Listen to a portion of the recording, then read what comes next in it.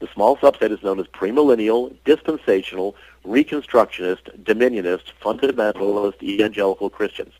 And these are people that, and as a matter of fact, I should also tell you, to be distinguished from evangelical Christians, because we have a number of evangelical Christians who are donors, big supporters, and clients.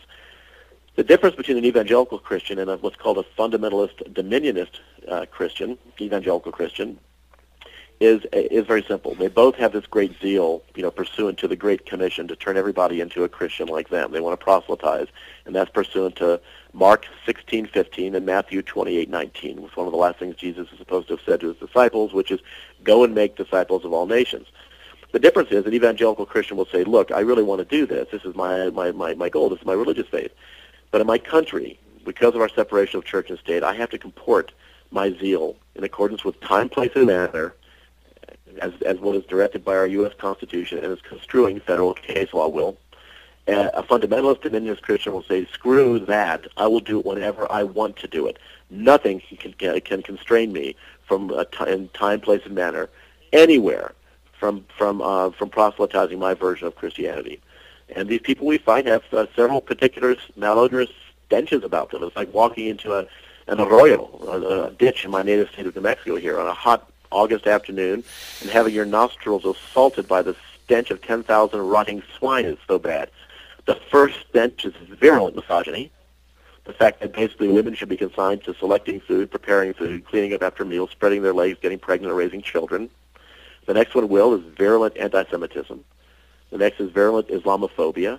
The next is virulent homophobia, because, these are people that are making bad selections to become gay. Because, in America, Will, if you take a nice white, clean sheet of paper and a nice pencil with a nicely sharpened point and draw a line down the middle of the paper, Will, and on the left side of the line, you list all the advantages of being gay in America today, and on the right side, you list all the disadvantages. Why the advantages so outweigh the disadvantages, you're going to choose to be gay. Lastly, of course, is the virulent desire, the stench, the fifth stench, to subordinate what they view as flawed man's law, which is just the Constitution, that needs to be subordinated to their pristine gospel, this weaponized gospel of Jesus Christ, which is what it is. It's very digital. You're either dead to God. You're dead to God until you're born again, our way, and or you're with us. It's ones or zeros. And the problem is, as human creatures, if we devalue or place no value on somebody because of their chosen religious view, then we don't believe. We also devalue their right to have constitutional protections and freedoms to practice whatever they're doing.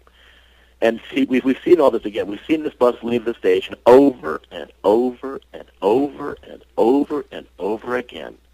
And we always end up not with little creeks, streams, rivers, or lakes or ponds. We end up with oceans and oceans of blood whenever this happens, and it happens a lot. And that's why what we're talking about is so frickin' serious. And I don't care if people like me. I'm not running for office. I'm a lawyer and a businessman, and now I've turned into this thing called a civil rights fighter.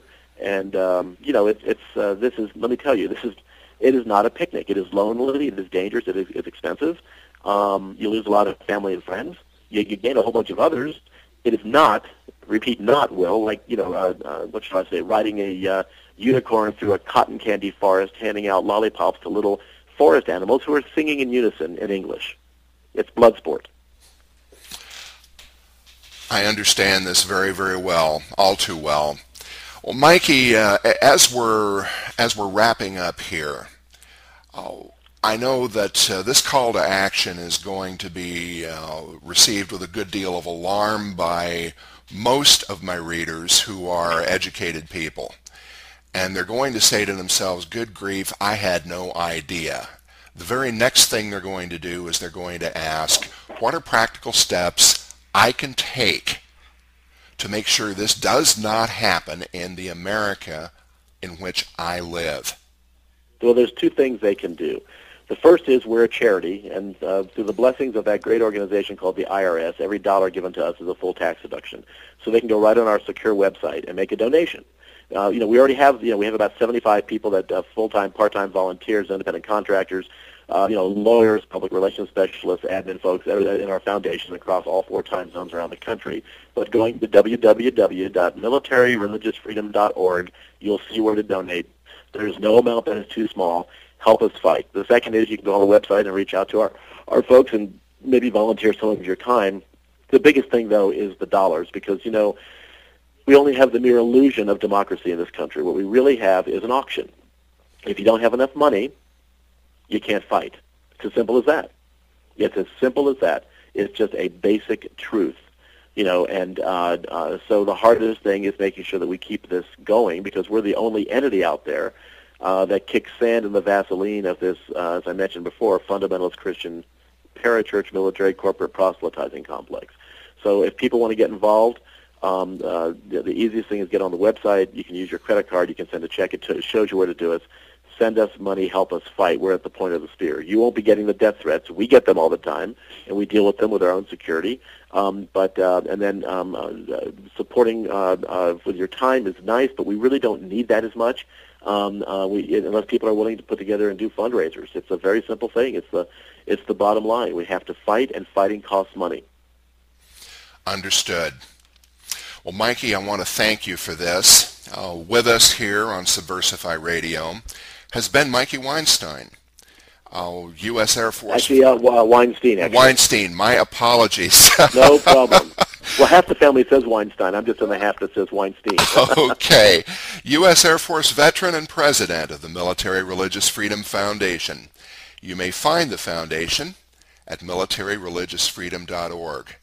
Additionally, you may find our online edition and this companion article at subversify.com. Mikey, thank you for your time today.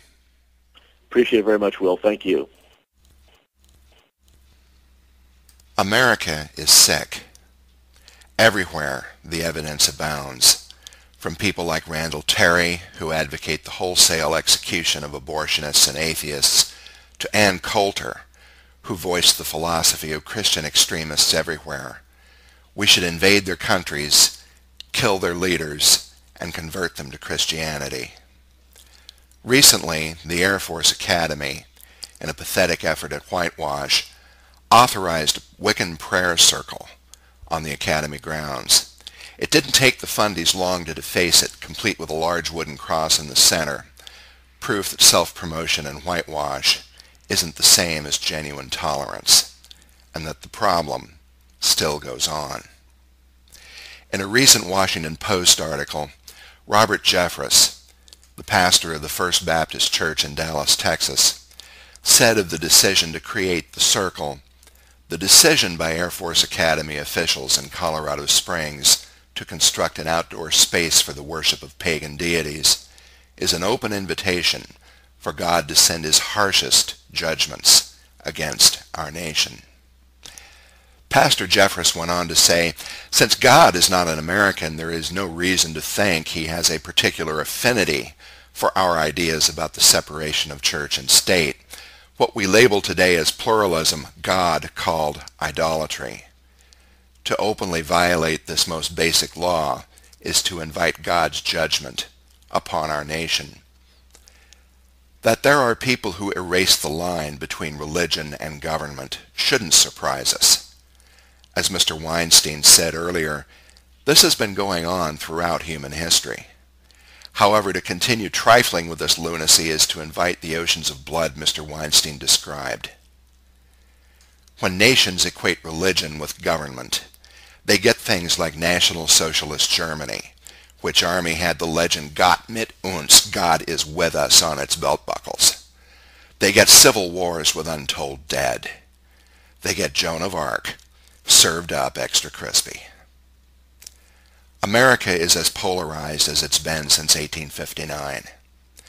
The end of the military draft in 1973 resulted not in a safer nation, but in the recruitment of personnel from increasingly conservative and extreme backgrounds.